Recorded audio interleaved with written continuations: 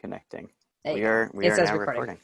There you go. All right. Sorry, and So Julio was going to tell the story of retheming. yes, please. Yes, so it's interesting because for Holi, the game originally came out of a theme.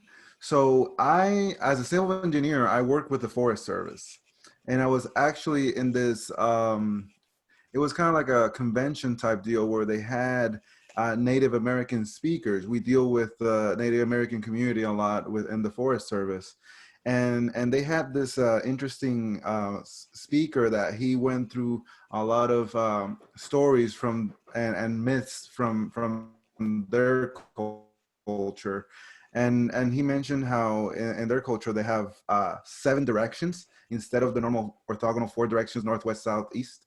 And I thought that was interesting because they had north, west, south, east, and then the underground, the earth, and the heavens as the other 3 directions.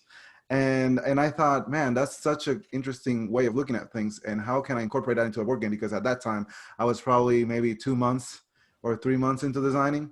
And of course, with it being a Native American theme, I kind of shied away from that and tried to do something similar because a lot of cultures have, I guess, similar stories in a way. And I settled on how in shamanism they have the entity of the world tree, or Yggdrasil, or the tree of life. There's different ways of looking at different cultures. And in the world tree, it has that representation of how the underground is represented by the roots of the tree, how the earth is represented as the trunk of the tree, and the heavens is represented as the branches of the tree. So I originally went with the design having it be those 3 boards: roots, trunk, and branches, but they were elevated, but in a planar view. So they were elongated, but I was using the box as for the branches, so it was a little more elevated than the trunk, which was the insert, and then the roots was on the table. So basically, in this game, you were being shamans and you were going to the world tree to gather knowledge by sending out your little spirits. And it's kind of like the fire shaman, water shaman, earth shaman, and air shaman, elemental stuff. And that was kind of the how that came about. So I wanted to have a representation of these 7 directions and how I could use that into a game, a puzzle game that it's I guess approachable in a sense. Now, when I pitched it to Ben from Floodgate, I pitched it to Gates, who was with Floodgate at the time, and one of the first things she mentioned is like she liked it a lot. It was it felt like it was a really good game, and one of the things that stood out was the fact that it was the World Tree, and at the time, Floodgate was working with to release Bosk, so it was stepping in the toes of Bosk, and okay, are we gonna release another tree game? So Ben, with his mind, he started thinking about different ways of how this game could be represented. And just one day, he reached out and said, "Have you heard of the Holi Festival of Colors?" And I'm like, "Yeah, it sounds familiar." And I researched, and the more I researched, I just fell in love with the theme because the fact of this festival, it just used to celebrate fun and friendship and family. That's such a nice theme that is usually not used a lot in board games, especially these days, and something that just breeds positivity, and how the game could be represented in that way. That'd be great. And one of my first things that I kind of mentioned to Ben, and unwarranted because he was already on it, was that of course with the Holi Festival of Colors, it's a religious festival. So one of the things I was like, is this going to be okay? Are we going to do it right? Because we could be doing some cultural appropriation, which is something that for me is very important because I'm from Puerto Rico, and I hate the game Puerto Rico. People can fight me on it, but as a cultural game, it is horrible. So that's kind of one of the first things that I brought to Ben, and he's like, "Yeah, I'm hiring some cultural consultants that are definitely gonna keep me on my toes here and making sure we do it right." And I think he did it. I mean, it's so far the people have enjoyed it. It's just one of these games that while it's competitive, it's just a friendly type of competitive, fun type of competitive. and you know, the theme change made it work, and it made the game a whole lot better. It's interesting. One of the questions I want to ask you guys is about theme versus mechanism, but I feel like we should ask about Bosk and Sagrada. Was there a retheme for those, like Julio had gone through, or was it always this is going to be stained glass? This is always going to be us walking through a forest. Yeah. We were always us walking through a forest with Bosk and Sagrada. Yeah, Sagrada was very mechanical at first. I wanted to make a game about the 4 or 5 color theorem at the time, so it was something about mosaics, and then Daryl can tell the rest of the story. I pitched it to him as something about the color theorems and building this mosaic. Yeah, it would vary. I mean, the way Adrian works, which I think we'll get into later, especially on the conversation of theme and mechanic, is that Adrian's definitely more passionate about the mechanic side of the game. Not that he doesn't also appreciate and think through theme. And actually, they kind of have a relationship together, which I'm sure we'll talk about more. But in short, with that game, kind of how that evolved for us was we really designed kind of the core mechanic, and then we put it on the shelf and let it simmer, and you know, just let it kind of be in the background of our minds for a bit, because we knew it wasn't there, but there was some good pieces to it. And then I went to Barcelona with my wife, and it was right at the end of our vacation. And like vacation mode, when you're at the end of your vacation, you start thinking about life back home and, you know, all the things you got to do. And it popped in my head like, oh yeah, we have that game we need to work on. And I was starting to think about that. And all of a sudden I saw dice on the windows and went, oh, there it is. And I wish it was always that easy. But the time in between was actually not that long, but it was still a few months that we had kind of put it on the shelf. And then the answer kind of presented itself. And when we got back, that really reinformed a lot of our design choices anyways. A lot of it already fit. Some of it we had to adjust. And then it even gave us more ideas, like tools and artists and all these different things. And we started kind of designing so many things that we ended up holding some aside. And thankfully, the game was appreciated by enough people that we got to do expansions. And so we got even some of those other designs out. But early on, that real aha moment for us for that game was it was very mechanical, very driven by the 5 color theorem. And then we discovered our theme, and thankfully it got to stay. But sometimes we're happy when our themes change on us too, because the whole goal is just to make the best game possible anyway. So I like to think of a theme as kind of like the internal structure of the game. Like it's the logic behind the game, which is kind of what Julio was pointing out. Like the idea of the logic behind the game was still the 3 levels of the trees. However, there is a chance that other themes can take on that same logic. So if you've ever put a game down in front of someone, or if you're interested in becoming a designer and people have no idea what to do in your game, it's because they have no connection to the internal logic of the game, which is usually its theme, right? We forget a lot of the times that we are storytellers in games, and you have to tell a story that actually makes sense. Otherwise, people are very confused. If something does something that they're not used to, you have to do it in a way that still logically works within whatever that structure of the game is. And I think that's going to be a big shift for some designers. I know some designers that are mechanic only, and they think that theme doesn't matter. I don't think that's the world we live in right now, especially since more and more publishers want a complete product as much as possible. That just remember, it's like telling a story. Like there has to be an internal logic there that makes sense to the players, and it's going to make your life so much easier as someone who's relaying information when you use things that people already understand. Good point. Especially now with technology as such a driving force behind where we are as designers, as publishers, looking at stuff digitally. You shouldn't really be coming to the table with index cards, right? You should have something that's a little more polished. I think most of us are not of the level that someone would be okay with us just showing up with, there's like probably like 3 designers that could do that right now. And the rest of us are they're not us. At least use a highlighter.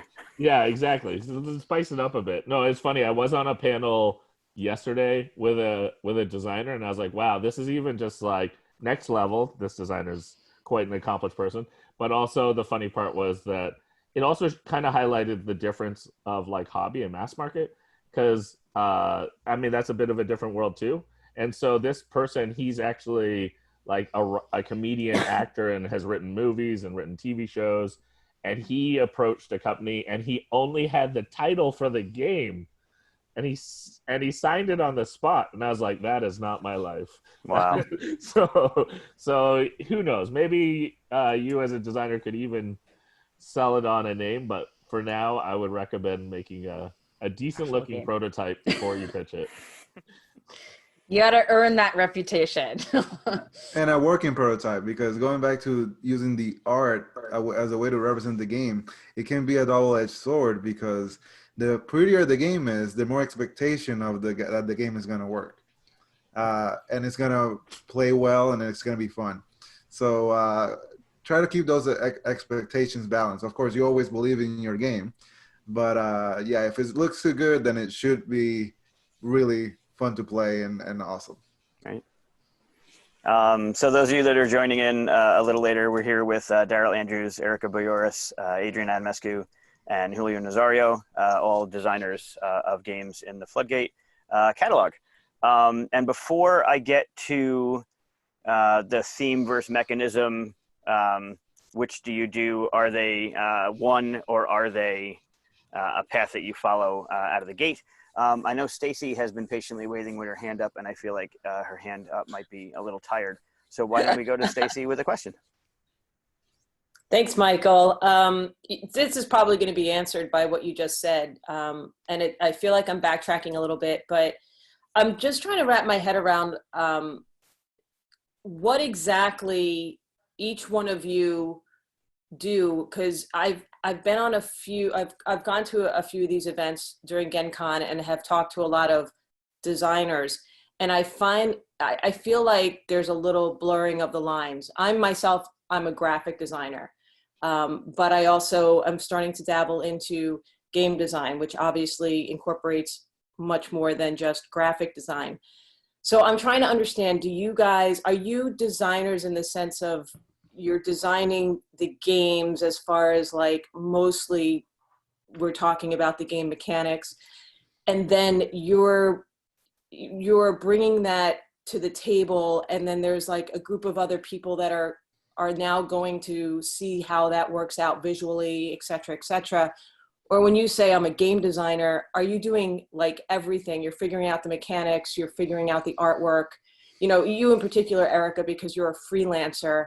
Like when you designed Bosk, did you bring everything to the table? Like, are you also a graphic designer where you figured out the theme, the mechanics, the logistics, and the look, and you brought that to Floodgate and said, here's my game? Or, like, I'm just trying to understand exactly. It's a really good question. I will say Bosk looked like a less pretty version of what it is right now, but it was almost identical.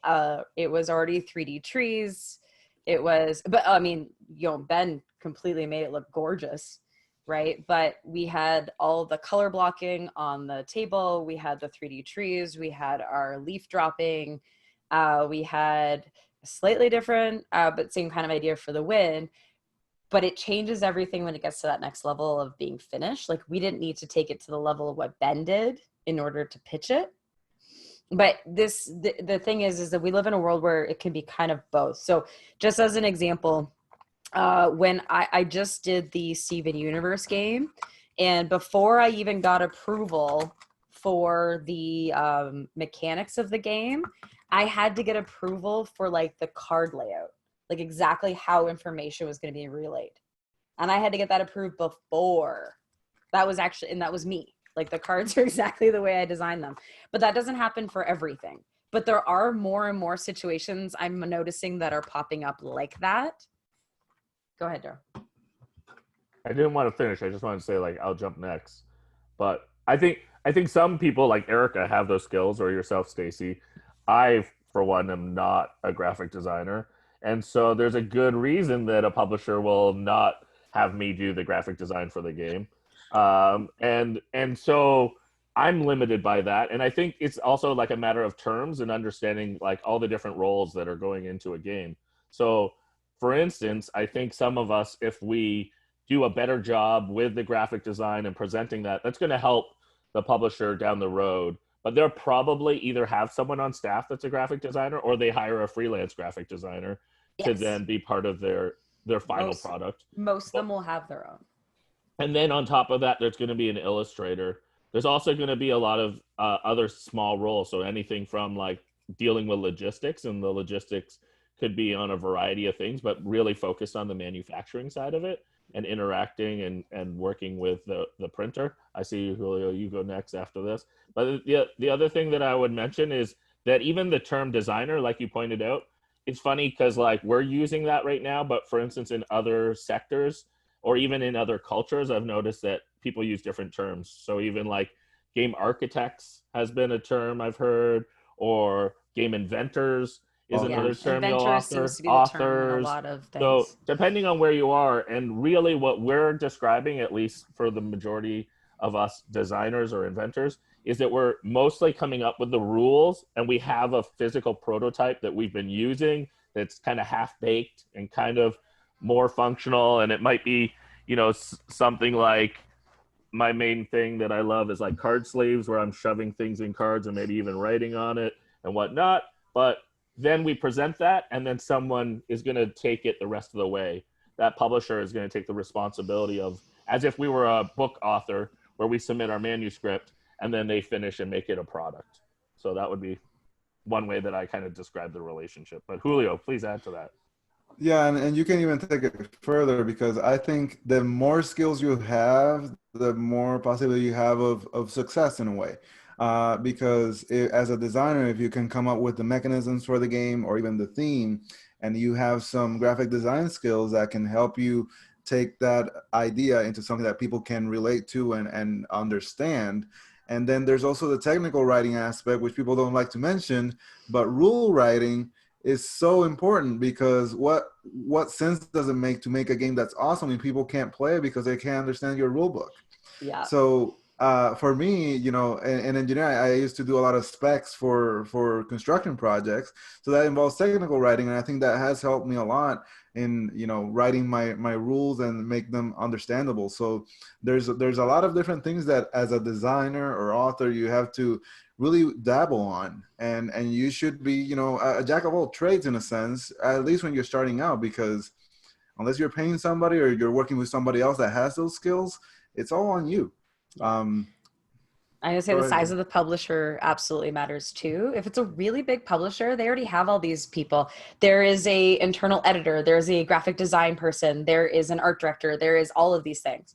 But if you have a smaller company where it might be like 4 people running the entire thing, the more skills you can offer, right? And the more likely they are going to be working with you, because you just made it so they don't have to hire a whole bunch of other people. Now, we're not trying to take anyone else's job away either. It's just sort of the reality of the really, really small margins on board games, is wherever someone can save money, they're going to have to, because it's a huge risk up front that may or may not pay off. And people don't really realize that. Like, you're investing a ton of money in something that might only be a few thousand units.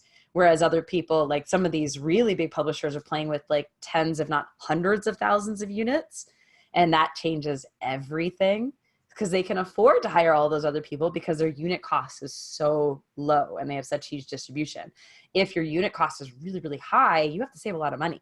So if you can find somebody who can help you out with like user experience, graphic design, you know, layouts, whatever it is, if someone can already help you get past that, then all they have to worry about is making it look that little bit better and making sure that it can be printed properly. And it's not like now I have to hire an entire, you know, someone has to redesign this whole thing, give it a full, like, it just depends on what level the publisher's at, to be honest, to what you are either going to be expected to do, or honestly, like, you have to have that conversation of what roles you're taking on.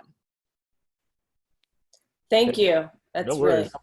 Thank you. That was great. I'm gonna put Adrian on the spot too to just kind of jump in this real quick, and he can describe, for instance, like how even in co-design you can divvy up those roles, because I think, for instance, like depending on who you work with, you can kind of somewhat divide like who's making prototypes, who's doing all that kind of stuff, and even maybe talk about like what are rule books. We are horrible at rule books, and what we do as cheats to like kind of tell the publisher what needs to come in and stuff like that. So if you want to touch that, Adrian. You guys, just to interrupt, you guys are making this way easier on me. The theme versus mechanism you're talking about, the co-design versus solo design you're talking about. Like, I just feel like we talk to each other all the time or something. Unbelievable. Yeah, Adrian, please.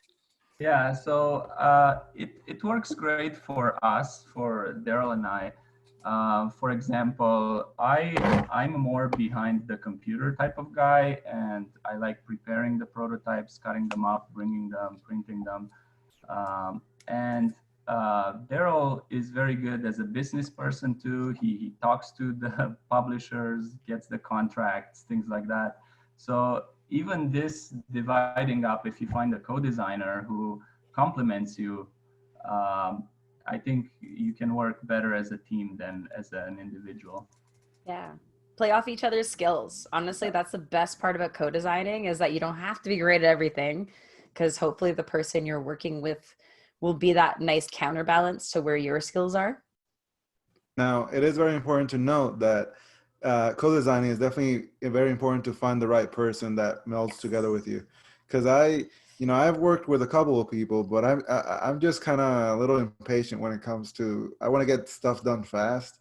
So I ultimately, a lot of my designs is just me, because I like to work fast and get things done. But finding that right person that can meld with you really fast, like Adrian and Daryl, him doing the physical stuff and behind the computer, and Andrew being outside and showing games and stuff like that, that's a great combo right there. And Erica and Daryl as well, that you'll support each other in a way that's very beneficial for both of you. So it's not always a win situation when it comes to co-designing, but finding that right person, once you do that, don't let them go.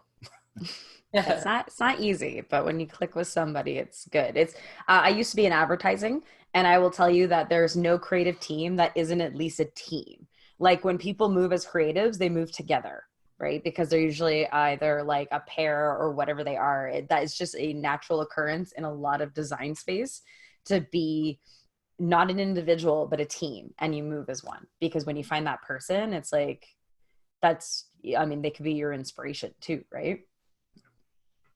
We have a little question in the chat from Ola. Do you also design and edit the rule books, or is that another role? And I think that kind of speaks with the co-design. If you're good at that, then maybe your co-designer doesn't need to be good at that. Or if your co-designer is not good at that, that could be a responsibility that you take on, because you're really good with editing and making it look pretty and making it fluid to make sure your game works, like Julio was talking about before. Yeah, I'd also say, like, we even do, for example, which Stacy wouldn't have to do this, but like, for instance, if we're trying to say like an illustration, because illustrations in rulebooks are super helpful because you can communicate a lot with an image, we might just say insert illustration here. Mm-hmm. And that, like, please show something that explains this idea. Like we're not able to do it, or we'll set it up and take a photo of it and just put a photo in. Or like, so I've done things like that, like makeshift things that obviously aren't going to make the final product.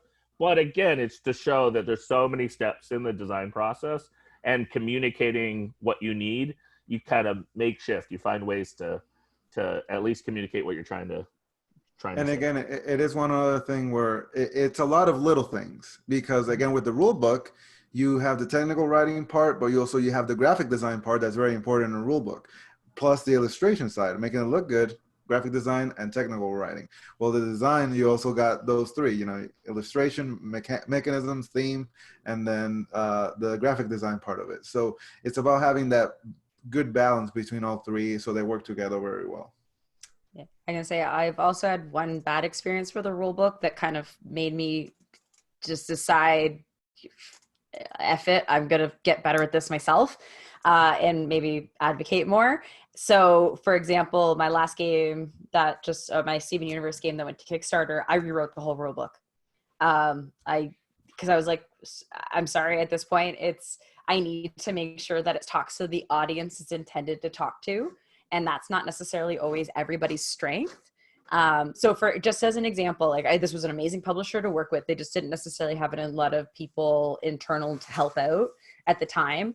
And they were using terms that nobody of this audience would get. Like you can't say the word drafting. They don't know what drafting is. You've already lost them, right? This is not that audience. So I just said, fine. I rewrote the whole thing in languages that I thought would talk to the audience more. And again, this is coming from my advertising background. I mean, I have a communications degree, so I was using it. I'm like, I need to talk to this audience to make sure they understand how to play my game. Because the minute I said drafting, or the minute the rulebook said drafting, there's a ton of people just would have done that. I'm done. I don't know what you're talking about, right? And it's that simple. That might be a selling feature to, let's say, hobby gamers. That is not a selling feature to a gateway game or a mass game because they have no idea what you're talking about. So I was just given the parameters of how much space it was going to take. And I was like, I rewrote the whole thing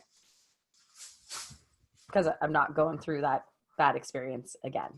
All right, so know your audience. It's big. Thank you. Yeah, thank you. Jay mentioned something that kind of tags along with this, the idea of theme versus mechanism. So I'll just read there. A question about theme. A game of mine has a strong theme. That's awesome. Strong themes are good. But as much potential to be produced as multiple games with different themes and similar mechanisms. Thinking in a similar vein to Tiny Epic, would you say that I should find the best theme or be open to producing a line of games?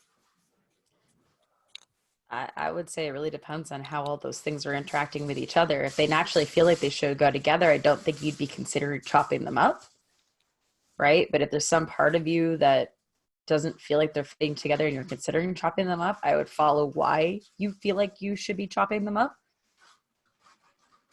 I'd jump in and say, and I'll use an example actually that Eric and I designed. We designed a game called Roar for another publisher, and it had its strengths and weaknesses. But the main kind of exciting thing about that game that we were really pumped about was it was actually, in our mind, a 4-game series. The interesting side note that there are only 4 animals that actually roar. And so the first one was focused on lions, and we had plans on doing tigers and jaguars and leopards. And unfortunately, the game didn't take off after the first one. It did fine. It sold through its print run. It had decent reviews. There were little things, unfortunately, that were messed up in the rule editing and things like that, which we were previously talking about. But that was the intent was like a series.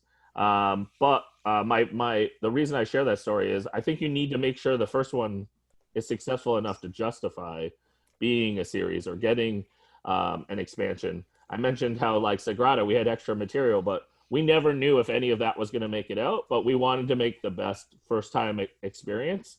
And so throwing everything in the kitchen sink is kind of a model that some companies use. I don't think that's the best strategy. I think you want to make a really good first impression and leave people wanting more, and then establishing a fan base, and then providing things to that fan base if there is one. And if there's not, then some of that would have probably been too much anyways. Someone's not going to release like a whole series right off the bat. So that's one thing that I would say. The other thing is you need to talk to the publisher and see if they have a vision for the entire series, like if that's their goal, or if they might not even have like room for that in their schedule. They might be looking for just the one game because maybe they only believe in one theme of that. So I think that's an interaction that you can have. And if you're okay with it just being one game, then the nice thing is it sounds like it's flexible. It's possible for the publisher to really kind of put their fingerprints on the game and decide which theme would be the best version. So that would be one thing that I'd add. So would you say going into design, you are more of a theme first or a mechanism first? Any one of you? Who are we asking? Whoever wants to tackle that one. I mean, I go with everything really, even other stuff that you don't even think about. I had designs be name first designs. I thought of the name Dice Revolution, and I made the game based on that. that uses music as the main mechanism of interaction. I wanted to say, actually, Julio, before you go any farther, my first game was based on Dance Dance Revolution as well. Oh, really? It never got signed, but it's just like a funny coincidence. I saw that and I was like, I remember that theme. So Maybe we should touch base and see we where should. we're at, right? There you go. Yeah, so it's really now if I really think about it, the 3D spatial reasoning of my designs, I like to work on that first. So in a sense, maybe also physicality. I think of a really cool way of looking at things or a really cool component that could be used in the game, and I go with that and see and grow it from there and see what kind of theme or mechanisms can go into it. And it's actually funny because one of the things that came out from, being in the pandemic and staying at home is that I decided, okay, I got to learn new skills because I'm going to be staying at home. So might as well use that time for something productive. And I got myself a 3D printer and I took some 3D modeling little courses and stuff. And I started working with that. And I think as a designer, I've grown in that way where that can benefit me and how I start out my designs and not limit me in a way, because a lot of the times was, okay, I have this design and I want to think about how I can do this component, but I got to search online and see what's similar to what I'm already thinking about. And that was a little difficult. So it really goes in different ways. And I know some people like to do experience and feelings and stuff like that, but yeah, that's kind of my way of looking at it. I just don't limit myself to those, but it's always good to try hitting a design from different directions. Do you feel that games now need to have some sort of thing to stand out, whether it be like Holi where it's coming up off the table or some kind of table presence to stand out from the crowd, right? People walking through eventually Gen Con again, looking at all these games to have some kind of wow factor that's kind of drawing their attention. I think it helps. I'm not gonna say it doesn't. It's definitely very useful if you can have something three-dimensional and you're looking at it from 15 feet away and you see something stand out. That obviously brings in some attention. But I think ultimately a great game, an amazing game, is gonna stand out either way. People are gonna notice and people are gonna talk about it. It's definitely hard with so many games coming out, and obviously this year it's kind of an exception. There's less games coming out for obvious reasons, but I do think that having something that makes the game unique, it doesn't necessarily have to be something physical that makes the game table presency, but something unique is definitely some people are looking for, something that they haven't tried before, something they want to experience. Yeah, I think games kind of have to sell themselves right now. I will fully admit that the gaming industry, excluding mass, has no idea really how to market or advertise. They're slowly learning, but for the most part, a lot of people are completely dependent on the game selling itself or reviewers pushing the game. And that's a very narrow way of getting information out. So there is, unfortunately, right now, a lot of reliance on that game selling itself. So even in mass, it's like the gameplay of that game itself has to almost look like a commercial. It is the toy. It is the thing you're selling, right? So I'm not saying everything has to go there, but I think it's going to be really, really hard for that simple card game to sell. It's going to be the rare exception of, let's say, like a point salad. And if that didn't come from such a huge company, would have it even been noticed? I honestly don't think it would have.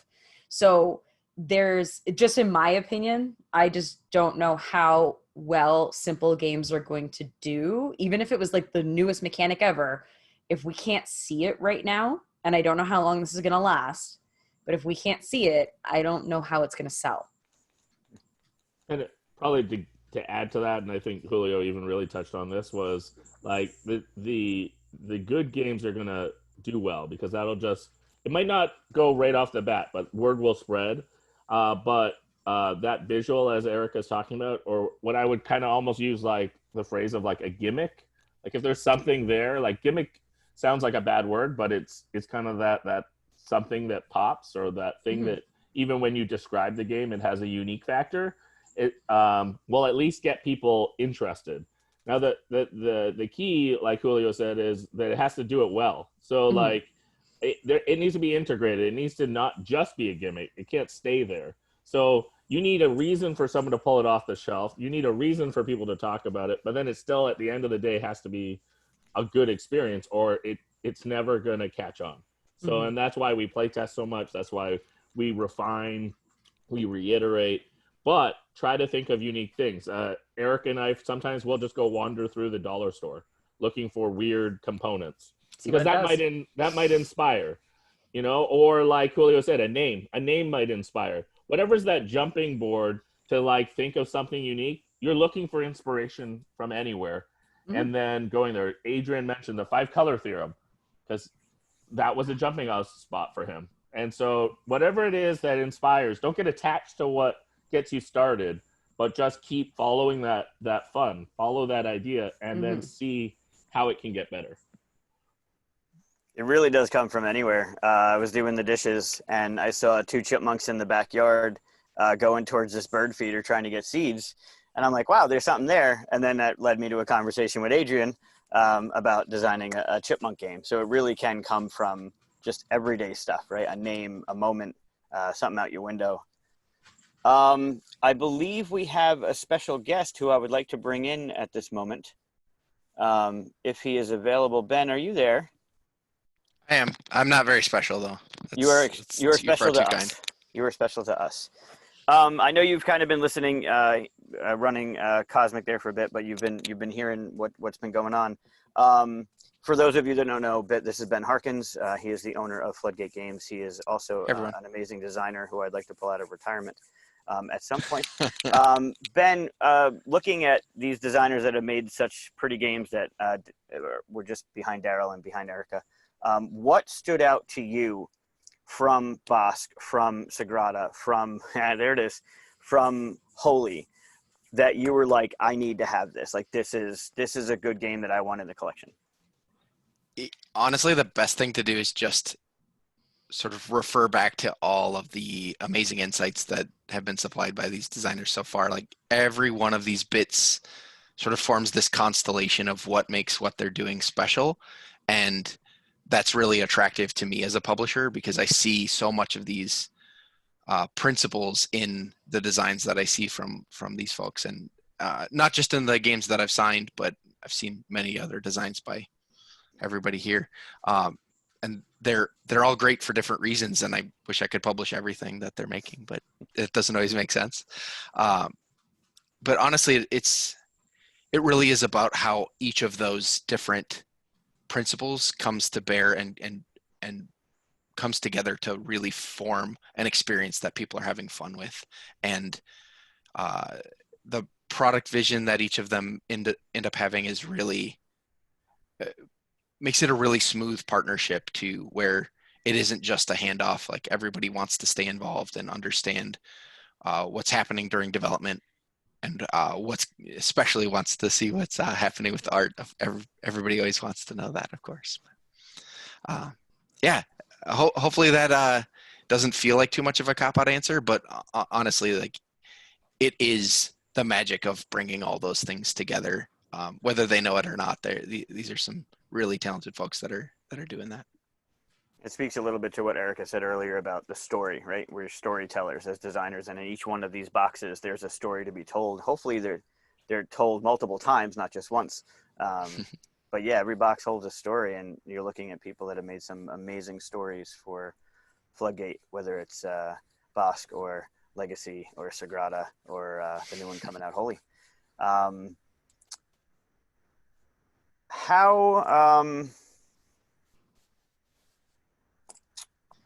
don't know where I want to go with this. Does anyone, I'll open it up right now just to see if anyone's got a question that they'd like to ask before we shift gears into another topic.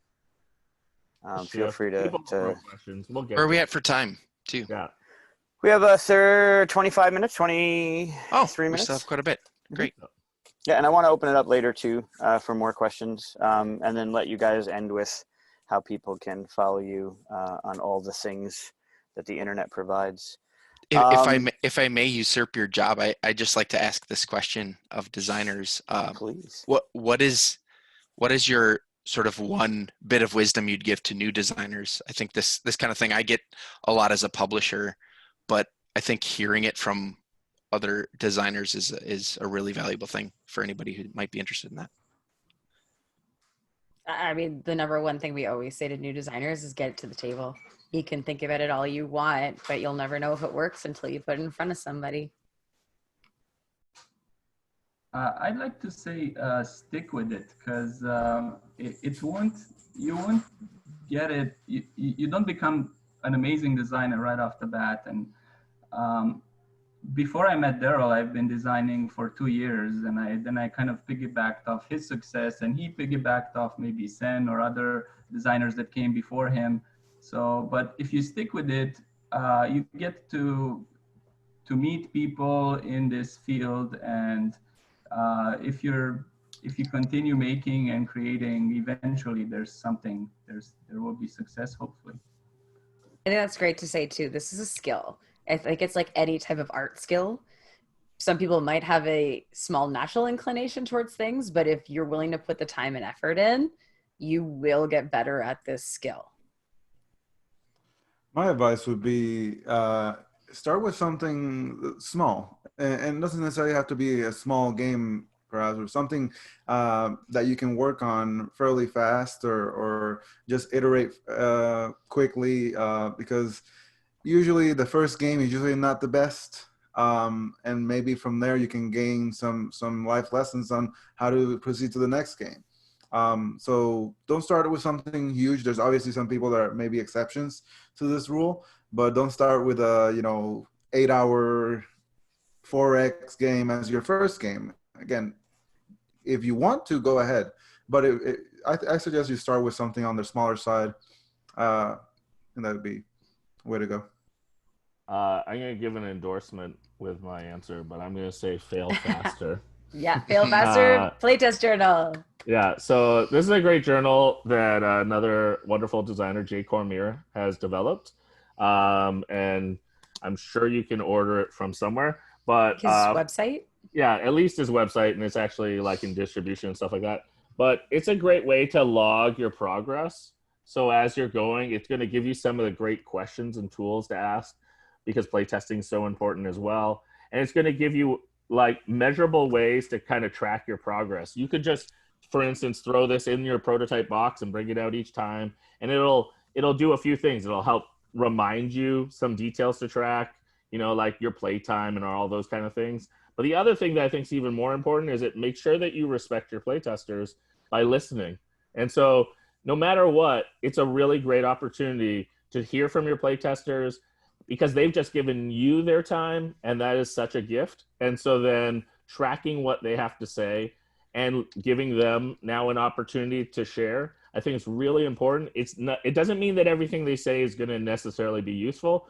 And so some of that is, kind of helping guide your conversation, helping be proactive with your time by saying, goals that you have and asking good questions. But at least then you can track it, and then you can think about how you're going to come up with solutions. Those solutions aren't your playtester's responsibility. It's yours, and it's also your opportunity to then choose what you want, because you're going to start to gain kind of a gut of which way you want to go, because there's going to be more than one answer. And so at least then you can kind of go back and look through as you develop your game, and you can see its progress. You can encourage yourself that it does take a while, but you can see how far your game has grown. And then also you can really enjoy the process. So that's my plug as well. But in general, just those principles can be done even with just a piece of paper. So. Right. You don't know what's wrong with it until you try it, right? So Daryl, I want you to start this one off. Ola had a good question that you'd like to answer. How do you take care of yourselves as creatives, pardon me, especially since many of you have other jobs as well? Yeah, so I have not been a full-time game designer all my time, but I am recently. But I think no matter where you are in your life, I think self-care is really important. And creatives especially, you need to kind of fill your tanks. So for instance, I love that Julio's answer was that he trained up and learned more magical skills during this quarantine. But for myself, that was not true. Actually, for me, I feel like I lost a lot of creativity and felt like I couldn't do a lot.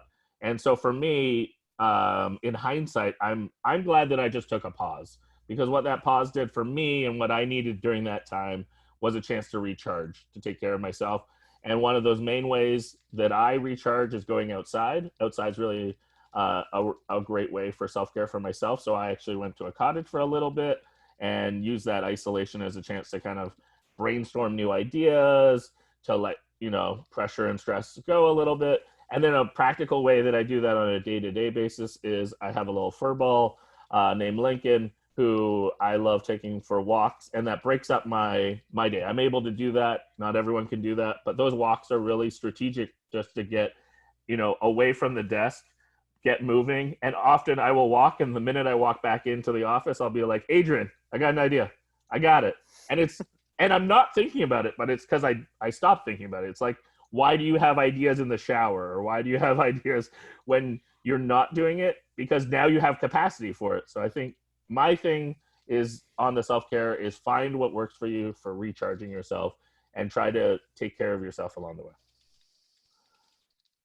And get a new puppers. And get a cute puppy. For me, I would say, and that's the great thing about not doing this as my full-time job, is that this is what I do for fun. So I do it when I want to do it, and when I do it, I enjoy doing it. If that ever changes at some point, then maybe that's where you should step back and reconsider what you can do now to recharge. With me on my job, I actually drive a lot for my job, because working for the Forest Service, I drive a lot on the roads. That's what I manage. And that actually is a great time, similar to what Daryl's saying, going out and just kind of going into autopilot, in a sense of not thinking about what you want to be doing, or try to force yourself to be inspired, and just let yourself do some other stuff that you enjoy. And when your mind is working with things on the background, that's when it usually comes forward. So yeah, I would say, remember to always take some time for yourself, whatever that is. If it's playing video games, if it's reading a book, if it's just exercising, getting some blood flow through to your brain, that's usually helpful. But yeah, I think that would be the best way to do it. Remember, you always have some fun. There's always space for that. Don't just put yourself into just work, and take some time for yourself. I'd say for me, there's a bit of learning curve to start figuring out how much some of this will take over, and you kind of don't know until you're in it, is the best way to put it. You could, some things run super smooth and honestly take like nothing out of your home life, and other things are like, I've been at the computer till how late for how many days in a row or months in a row, but that's just what happened. So also don't beat yourself up, because you're going to get into really weird situations that you had no idea were going to happen, and there's no way you could have anticipated them or anything like that, right? Like, you can try to manage your time and things can go sideways very, very quickly. So just know, like, don't beat yourself up over mistakes or things that happen, because it's more like just use them as learning examples. As Julio said, like, make sure it's fun. There is a difference between doing it just for the fun of it and when you have to do it. I'm not going to say, like, I don't ever not like having to do it, but it changes things. Like, I love having my contracts. I love everything I've gotten to work on, but it definitely changes things when you're on someone else's timeline, right? And there's little weird things, like you can put pressure on yourself in the wrong ways. So, I mean, I did the same thing as Daryl. I kind of disappeared for a few months when all this hit, because I had to run an online class. I've got 2 kids. It was just a lot. It was a lot. It was a lot of stress. And it was like, I was so worried about everybody and what was happening around me and my students and everything. It's like, I couldn't even stop to think about anything else. And it was floored me after a couple months in. People are like, oh my God, did you leave gaming? Because I haven't seen you on social media in a few months. It's like, no, I just couldn't function. So I'm still here.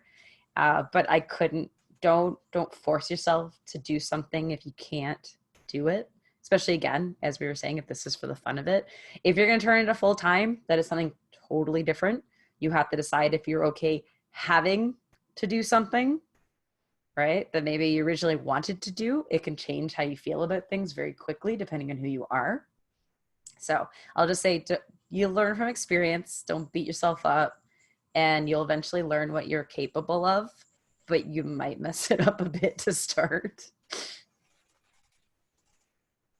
And for me, thankfully, I can do this full time now. But I do remember that time when, at the beginning, I was meeting Daryl for lunch, just to get things testing, and I was taking these really long lunch hours just to get the games out there, because you start. It starts out as a fun thing, but for now, thankfully, it developed into a full-time thing for us. But even so, we have the deadlines and there's pressures there, so you do need to take care of yourself. And for me, it's spending time with the family, the kids. I also enjoy reading, so I started a new book, and that's my relaxation time for me. Good stuff. I feel like there's so many questions that still need to be asked from you guys, and I feel like maybe we should do a weekly Floodgate series to get through the ins and outs of your brains as we pick them apart, because there's still stuff on my list that we couldn't get to. I do want to leave. I know that Ben has a kind of big announcement to make that he's going to do here, but I do want to save some time for each of you, for the crowd to follow. Where can they get you? What else did you do? Are you on the Instagram? Are you all over the internets? So whoever wants to jump out and give out their information first, where can they find your other stuff? You in the social sphere, anything that you want to lend? I'll go first since I'm probably the one who's the least stuff. But keep an eye out for Holi Festival of Colors. I know that the pledge manager for that actually ends tomorrow. If you want to get that sweet deluxe version, make sure to jump on that. I'll be in that demo at 1. I don't know if there's still tickets available for that. I will check. I also watch out for my game Control from Pandasaurus Games. It's currently available on your friendly local game store and Target. And if you want to reach me somewhere, it'd be best on Twitter. I am at Junazaru, Junazaru. And also keep a lookout for some other stuff coming out soon. Oh, thank you. There are still 2 tickets available for your 1 o'clock Holi if you haven't joined and played If only one person joins, then I may be able to join, and you may be able to be the designer and get the sweet credit. I guess I can go next. Basically, if you look up Erica Bouyouris, you're going to find me, because I don't think there is another one. Twitter is usually where I do mostly gaming stuff, but as I said, please check out Maple Syrup if you're interested in getting into design, or just interested in the game industry in general. I'm on Instagram, I think, but I don't really use it. So, I mean, you're welcome to go there, but for the most part, I'm going to say Twitter is probably the place you want to find me. If you add me on Facebook, I'm really, really sorry, but I have like hundreds of things I've never gone through. So it's usually easier if I'm in person, if you ever want to do that. Otherwise, I'm like, I don't know who you are. And I put pictures of my kids up. So Twitter is probably the place to go. My next 2 big releases is Scott Pilgrim Miniatures the World with Renegade, and you can get, if you weren't part of the Kickstarter, I'm pretty sure you can pre-order the game now from a whole bunch of different gaming places. It'll be coming out soon. The deluxe box is ridiculous. Just finished up Steven Universe Kickstarter, so I think the backer kit will open up for that shortly, but if your local store bought it, then you'll at least have access to it. And then I think I've got a couple more comic things coming up that I can't say yet, but I believe all of Floodgate is on sale right now. Is that right, Michael? Yeah, Gen Con special, 20% off. So, like, you look at all the beautiful games behind Daryl, you could pick them up for cheaper. Sure can. I think that's it for me. Okay. I'm also on Twitter and Instagram. Sometimes people even reach out on BGG to ask questions or something. So if you look me up, Adrian Adamescu, it's a name that not a lot of people have, I guess. I think And with Jay's question of the Floodgate submissions and the twist on the familiar, please reach out to these people about that, because they could really enlighten you on that topic. yeah, Daryl, please. I'll plug also who's not here, but is in the fam. Scott Alms just put out a wonderful designer diary describing the experience at Cosmic Colonies, and especially I think that's a great article to answer your question, Jay, of kind of like games with a twist, but also get to see kind of what the process was like. He came up with this great twist on orbital drafting. If you're curious what that is, check out the game. And then through the process, changed some of the other mechanics that went with orbital drafting, and came up with a really, I think, elegant solution. And so also then you can have an excuse to check out Cosmic Colonies, which is a wonderful game that's just hitting store shelves kind of now-ish. They just fulfilled for the Kickstarter people, and you can get a copy. And then for myself, a little plug, you can find me on all the different social media channels, or even if you submit a game through Floodgate, you can get a hold of me. My email is daryl@floodgategames.com. Send me even an email, or Facebook is a great way for networking together. And if you want to talk games or you have questions, I love talking about prototypes and board games. And I really get it. I have a passion for helping other designers, and I love encouraging people on their journey as well. And I think kind of a rising tide helps all boats. So it's fun to kind of help each other. The community is pretty small, and as you get to know people, you'll find I can confidently say about all these designers that they're wired the same way, that they enjoy interacting with other designers and encouraging each other. And we like to play test each other's stuff, and really it just helps all of us. So with that, are we passing to Ben for the big announcement? I think we should pass it to Ben. Super. Okay. Thanks, everyone. Yeah, thank you, everyone, for being on this panel. And thanks so much to you guys who came. One of my favorite things to do is give back a little bit of new information, which is always fun to hear for the first time. As a thank you for you coming to our panel, the very first announcement of the next game that we'll be putting on Kickstarter, I'll post a link in the chat, and you can, there's not a lot of information right now, but you can at least see that. And because these host disabled screen sharing, or I would share. Oh no, I didn't disable it. It's probably not on unless he turns it on for you. There you go. Got it.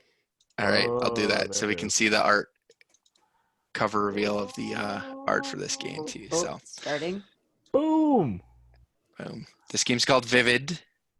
This one's designed by Matthew Dunstan and Brett Gilbert, who did Elysium, and Matthew's the designer of Monumental. This is a much smaller game than those games. The artwork's by Andrew Bosley, who did Everdell and Tapestry, and he's amazing to work with. I'm really excited to share more with you guys, but for now, just know that this is a game about making memories and collecting childhood memories. So more to come on this, but this is our thank you to you. You get to see it first before anybody else. So thank you so much for being here. Really, really appreciate it. That's cool. Thanks for the sneak It's peek. literally on my table on the other side of this computer. Like right there. Cool. All right, I'll let you close it up, but thank you, everyone. Cool. Yeah, thank you everybody for taking some time on Gen Con Day 4 to hang out with Floodgate, and these amazing people for donating their time. It still feels weird not seeing you, but it's a comfort to at least see you. If there's anything else you guys want to add? I don't know. Thanks Thanks for for coming. coming. Yeah, we appreciate y'all's time for sure. Cool. Have a great rest of the con. I'm sure we'll be in touch soon. If you guys have any questions, follow us on Facebook, follow us on Instagram, follow them. We're one big community, right? One Well, big yeah, family. that's one thing to know is that it's not far off to say that everybody knows each other to a degree. Yeah, it's a giant high school. Thank you, everyone. All right, cool. That was really awesome. Cool. Thank you, Stacy. For coming. Guys, have a great rest of your weekend, and we'll see you soon. Ciao. Bye. Thank you. Take care. Ciao. Is it okay if we hit leave? Is that what we're doing? Yeah. Sure. I was just gonna say, Julio, hit me up if you got anything you want Floodgate to look at. Sounds good. Awesome. Will do. Nice. Cool. See ya. See you guys. Bye, guys. Bye. Bye.